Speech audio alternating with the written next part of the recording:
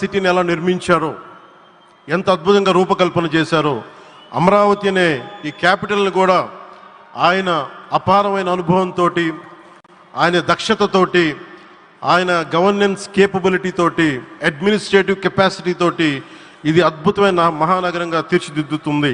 ఇది ఆంధ్రప్రదేశ్కే కాదు, భారతదేశానికి తలమానికంగా అవుతుందని మనస్ఫూర్తిగా నేను ఆశిస్తున్నాను. అలాగే ప్రత్యేకించి ఈ రోజున మనం ప్రధానమంత్రి గారిని చాలా లోతుగా మనం అర్థం చేసుకోవాలి. ఈ రోజున కశ్మీర్లో దాదాపు 28 మందిని చంపేశారు.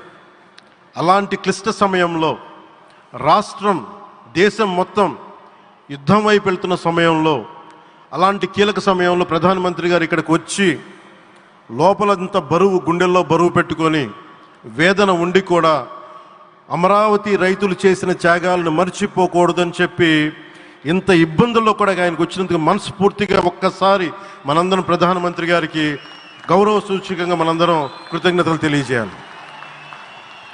The Pahalgam terrorist attack has been one of the darkest days for the entire country. Even the blood was spilled in Kashmir.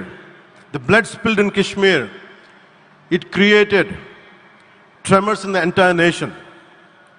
And we had seen it personally, witnessed personally, the pain of the victims. For the Honorable PM Modi ji, he is leading the country through these tough times, and he assured all the citizens with stern action against the perpetrators of terrorism. I know this is very sensitive time, and Modi ji is carrying the nation's burden. Amidst this tremendous difficult moment, Modi ji still gave time and came today to Amravati. This shows his deep commitment to Andhra Pradesh, to the people of Andhra Pradesh, and we are deeply grateful to you, sir. May Lord Bhavani, మన కనకదుర్గమ్మ ఆశీస్సులతోటి వారికి బలాన్ని ఇవ్వాలి, శక్తిని ఇవ్వాలి, మనందరం ప్రార్థిద్దాం. May Lord Bhavani Mata give immense strength to our Honorable Prime Minister Modi ji to lead our nation and bless Bharat, Andhra Pradesh and Amravati. Jai Bhavani, Jai Bharat and Jai Hind.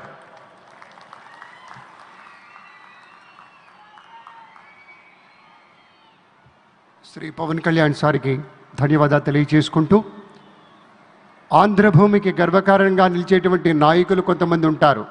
ఆ కోవలోని వారే Shri Pawan sir వీళ్ళంతా.